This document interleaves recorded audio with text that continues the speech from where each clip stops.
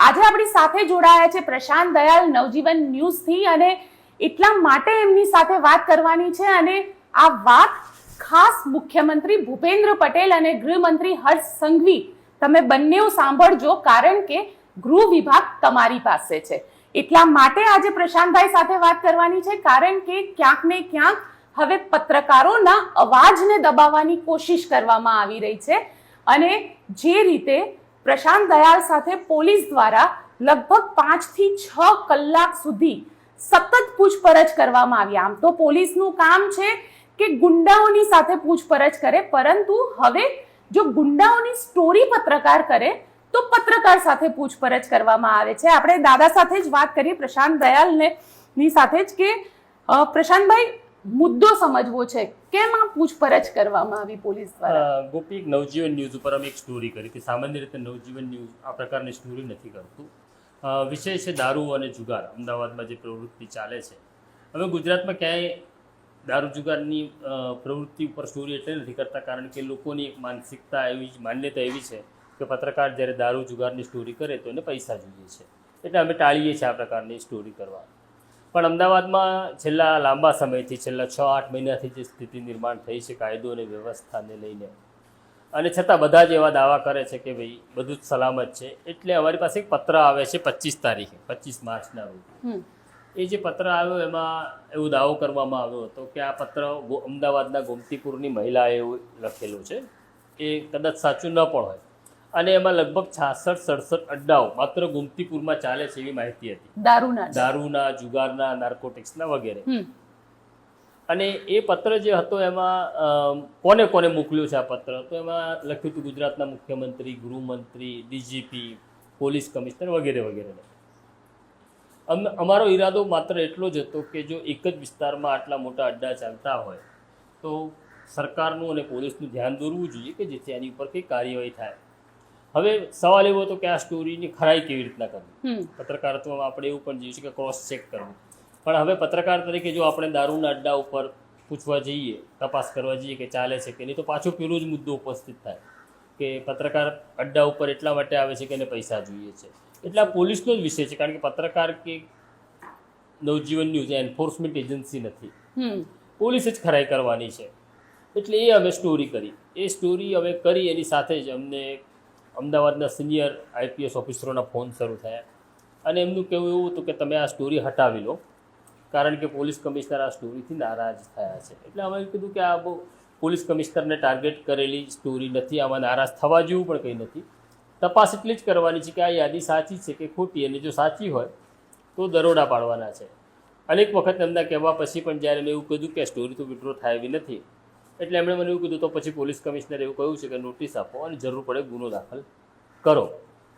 એવી 25 તારીખે રાત્રે વાત થાય છે અને 26 તારીખે પોલીસ કમિશનર GS મલિક આ ઘટના વિશે એક ઇન્ક્વાયરી સોંપે છે પોલીસ ઇન્સ્પેક્ટર BA લાલને, અને એ સંદર્ભમાં મારી પૂછપરછ થઈ. પણ એટલે પોલીસ કમિશનરને, કારણ કે આમાં ક્યાંય ટાર્ગેટ પોલીસ કમિશનર નથી. ઇનફેક્ટ પોલીસનું કામ છે કે જો આપણે આવી સ્ટોરી કરીએ તો પોલીસે એનું ઇન્વેસ્ટિગેશન કરવું જોઈએ. તમને લાગે છે કે પોલીસ એમનું કામ છોડીને તમારી સાથે અને 5 કલાક સુધી પૂછપરછ, એવું તો શું પૂછવાનું? પહેલાં તો એ સમજવાનું છે કે ગોપી, કે ગઈકાલે જ્યારે ક્રાઇમ બ્રાન્ચના અધિકારીઓ આવ્યા ત્યારે ટેલિફોનિક એમણે મને જાણ પણ કરી હતી કે અમને ઇન્ક્વાયરી સોંપવામાં આવી છે પોલીસ કમિશનર દ્વારા અને અમે તમારું નિવેદન નોંધવા માગીએ છીએ. એટલે એ લોકો આવે, પણ નિયમ તો એવું કહે છે કે મને મારું નિવેદન નોંધવું હોય તો મને સમન કરવું પડે. હા, મને સમન નહોતું થયું. એટલે એ લોકો જ્યારે આવ્યા 26 તારીખે 4 વાગે આવ્યા નવજીવન ન્યૂઝ ઉપર, ત્યારે મેં એમને પહેલાં વિનંતી કરી કે તમારે મને સમન કરવું જોઈએ અને સમન આપો તો મારી પાસે કોઈ કાગળ રહે. એટલે પછી અડધો કલાકનો એમણે સમય લીધો અને મને સમન્સ, જેને એમની ભાષામાં સમજ યાદી કહે છે, એ આપીને એવું કહ્યું કે તમારે, એમાં લખેલું હતું કે તમારે 1 દિવસની અંદર ક્રાઇમ બ્રાન્ચને નિવેદન નોંધાવવાનું. એટલે એમણે સૌજન્ય દાખ્યું હતું કે મને ન બોલાવ્યો, પણ એ અહીંયા આવ્યા અને પછી એમણે સમજ યાદી આપીને પછી મારું નિવેદન નોંધવાની શરૂઆત કરી. એટલે મેં એમને એવું પણ પૂછ્યું કે તમને જે ઓર્ડર મળ્યો છે, આદેશ મળ્યો છે પોલીસ, એ મને બતાડો. તો એમણે એ પણ મને બતાડ્યું કે ભાઈ અમને આ આદેશ હેઠળ અમે તમારી ઇન્ક્વાયરી કરવા માગીએ છીએ. મજાની વાત એવી છે કે એમાં જે યાદી મેં પ્રસિદ્ધ કરી એ યાદી પણ એમાં એટેચ હતી. એટલે એમની પાસે એક યાદી ઓલરેડી ઓલરેડી એમની પાસે એ યાદી હતી અને મને 25 તારીખે મળી હતી, હા પણ અમદાવાદના પોલીસ કમિશનરની એ યાદી 20 તારીખે મળી હતી. 21 તારીખે એ યાદી ઇન્વર્ટ થાય છે, જેનો 1457 નંબર આવક નંબર જે પોલીસની ભાષામાં કહીએ છીએ એ એમના રજિસ્ટરમાં નોંધાયેલો હતો. એટલે એ યાદી તો એમની પાસે 20 તારીખની હતી. તો આ તો તો 20 તારીખથી લઈ 25 તારીખ સુધી એમણે કંઈ કર્યું નહીં, પણ 25 તારીખે મેં યાદી છાપી એટલે જાણે આપ ફાટી નીકળ્યું હોય અને મેં કોઈ મોટો અપરાધ કર્યો હોય મારી વિરુદ્ધ ઇન્કવાયરી. પણ ખરેખર સવાલ અહીંયા પોલીસ ઉપર ઊભો થાય છે કે પોલીસ પાસે જો એ યાદી હતી તો પોલીસે ઇન્વેસ્ટિગેશન કરવું જોઈએ. 5 દિવસ પછી જ્યારે એ યાદી તમને મળે છે, તમે એના ઉપર સ્ટોરી કરો છો અને પોલીસ તમારું ઇન્વેસ્ટિગેશન કરે છે, ના કે એ યાદી કોણે મોકલી, ત્યાં દારૂના અડ્ડા ચાલે છે કે.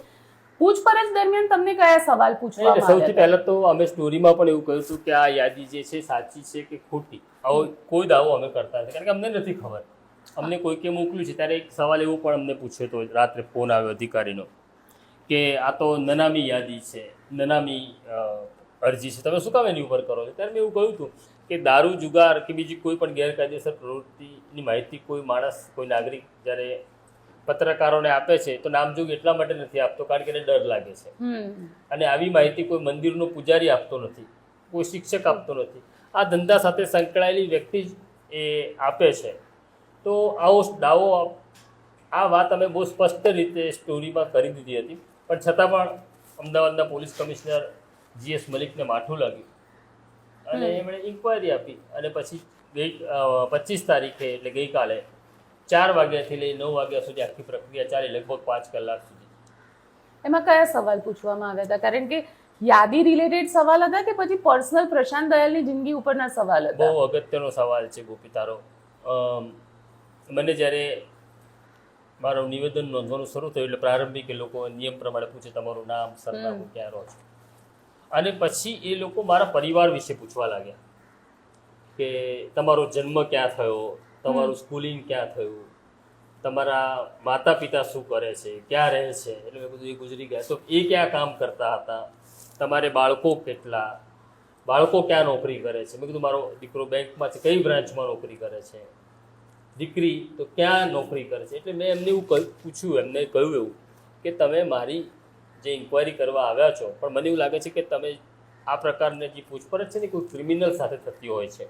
હું ક્રિમિનલ નથી, તમે મને ક્રિમિનલ જેવા પ્રશ્નો પૂછી રહ્યા છો અને મારા પરિવાર વિશે પૂછી રહ્યા છો કે જે હવે મારા મા બાપ હયાત નથી. મારા મા બાપ વિશે તમારે શું કામ જાણવું, મારા બાળકો વિશે તમારે શું કામ જાણવું, એમને આ ઘટના સાથે શું નિસ્બત છે? તો એમણે કીધું ના, અમારો આ ઢાંચો જ છે, અમે બધાની પૂછપરછ આવી રીતના જ કરીએ છીએ, એટલે અમે તમને પૂછીશું. એક તબક્કે પછી મેં કીધું હવે હું આ પ્રકારના પ્રશ્નો પૂછશું તો હું જવાબ નહીં આપું, કારણ કે રિલેવન્સી નથી. તમારી પત્નીને શું થયું, તમારી પત્ની કેવી રીતના ગુજરી ગઈ? મેં કીધું 2 મહિના પહેલા ગુજરી ગઈ, બસ વાત ત્યાં પૂરી કરો. તો આ પ્રકારના જાણે ક્રિમિનલ કોઈ ટેરરિસ્ટની પૂછપરછ થતી હોય એ પ્રકારના. અને મજાની વાત એવી હતી કે આ ક્રાઇમ બ્રાન્ચના અધિકારીઓ છે ને ચિઠ્ઠીના ચાકર છે, બરાબર. એમનો ઈરાદો એવો નથી, આખા પ્રશ્નો હસતા હસતા જ પૂછાતા હતા. પણ મને ખબર હતી કે આ પ્રેશર ટેક્ટિસ છે, એમને જે સૂચના મળી છે પોલીસ કમિશનર તરફથી, બરાબર છે, એટલે આ પેજ ભરવા માટે આખી કવાયત હતી.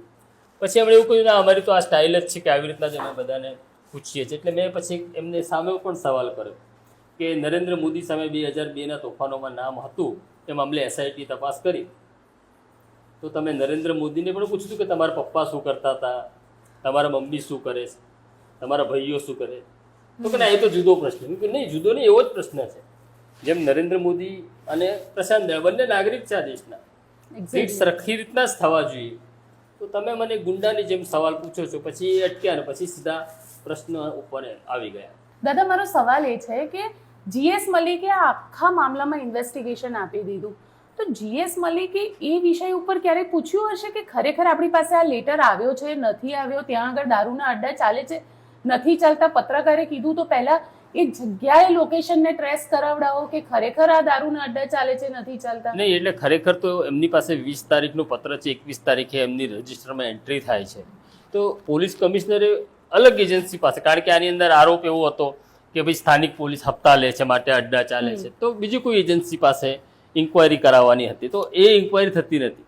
જ્યારે મારો જવાબ ચાલી રહ્યો હતો ત્યારે જ ખબર પડે છે કે પેરેલલ બીજી એક ટીમો પણ ગઈ ગોમતીપુરમાં. ગોમતીપુર, પણ એ okay. સવારે મેં સ્ટોરી કરી નાખી હોય ત્યારે બહુ સ્વાભાવિક છે. હમ મેં એવું કીધું હોય કે ગોમતીપુરમાં અડ્ડા ચાલે છે એટલે સ્થાનિક પોલીસ તાત્કાલિક બંધ કરાવી દે.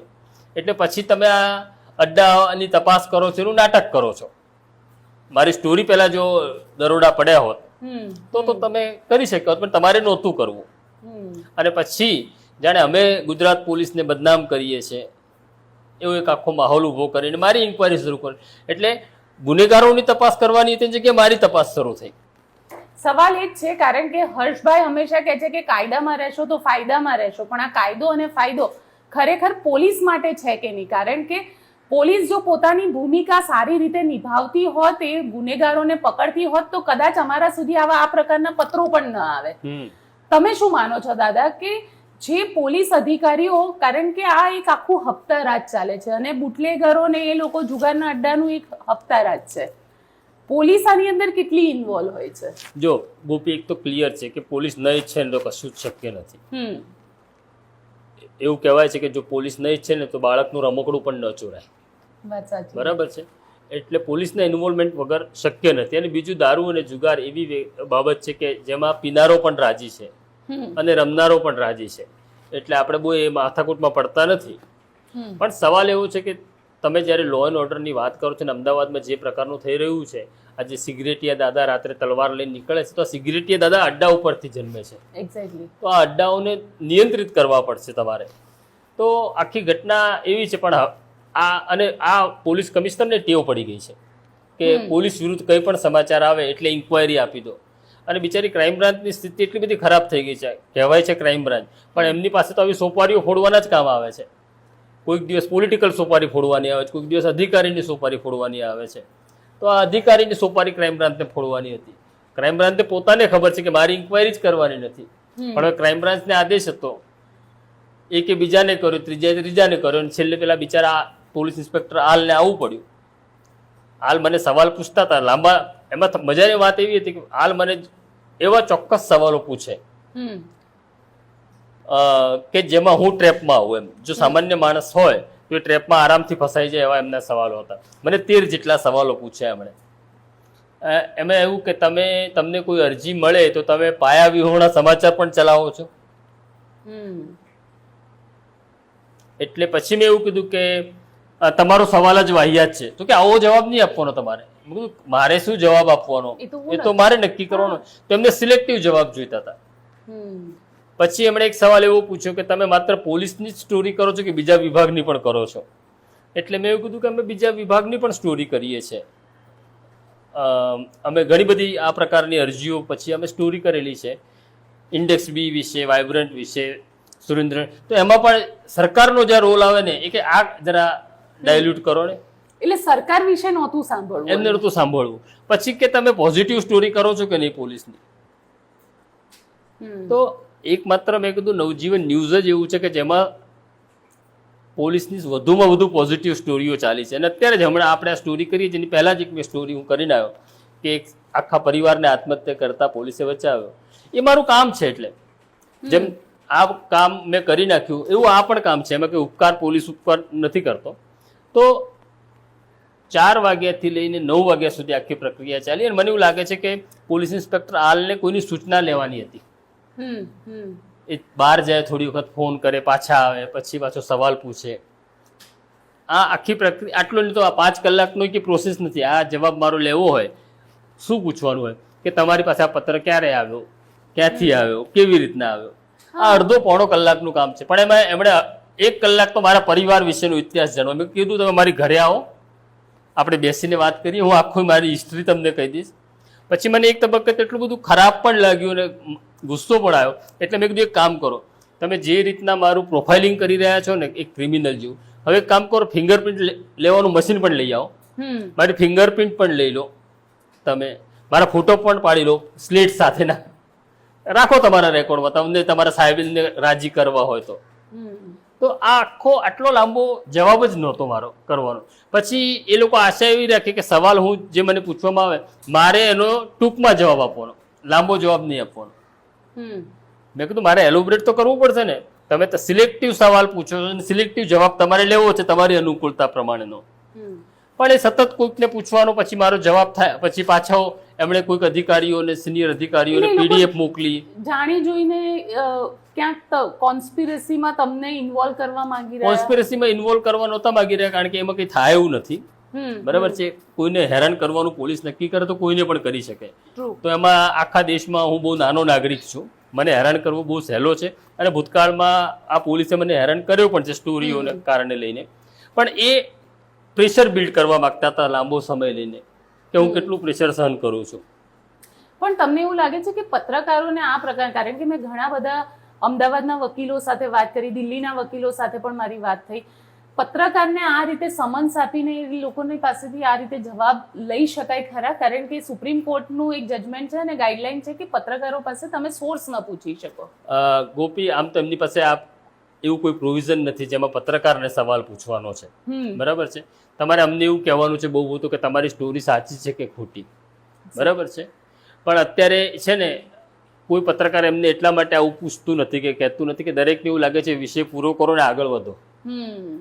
બરાબર છે. તો એ એવું સમજે છે કે આ પત્રકારોની નબળાઈ છે. પણ હવે બહુ જો લાંબુ ચલાવશે, એમની ઈચ્છા હશે, તો એમને આપણે કહેલું જ છે કાલે અધિકારીઓ જે આવ્યા હતા કે અમારા ઘર છે ને ઝૂંપડા છે, અમારા ઘર ઉપર પથ્થર ફેંકશો તો તમારા ઘર ઉપર અમે પથ્થર ફેંકીશું, અને તમે મહેલોમાં રહો છો તો તમારા મહેલોની કેટલી બારીઓ તૂટી જશે એ યાદ રાખજો.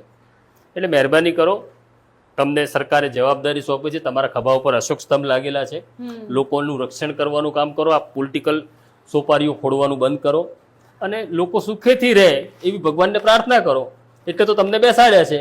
એક્ઝેક્ટલી. તમને કોઈકને ઇન્સ્પેક્ટર બનાવ્યા છે, કોઈકને એસીપી બનાવ્યા, કોઈકને ડિસિપ્લિન, કોઈકને સીપી બનાવ્યા. પણ હવે આપણે કોઈનો પટ્ટો પહેરીને કામ કરવું હોય તો એના કરતાં હવે કમનસીબી કે લાચારી શું હોય આમની?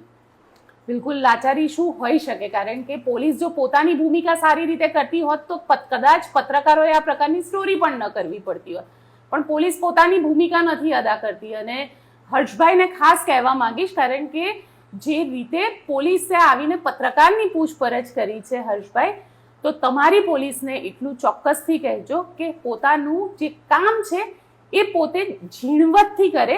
જેટલો જવાબ એક પત્રકારનો લીધો છે એટલો જ જવાબ એક ગુનેગારનો, એક બુટલેગરનો, એક ભાજપના નેતા જે કોકને ત્યાં બલાત્કાર કરવામાં ઇન્વોલ્વ હોય તેમનો પણ લે. કારણ કે એ ગુનેગાર છે. પત્રકાર એ ગુનેગાર નથી, એ પોતાની સ્ટોરી કરે છે, એ સમાજને અરીસો બતાવે છે, એ સમાજની વાત જે છે એ લોકો સુધી પહોંચાડે છે.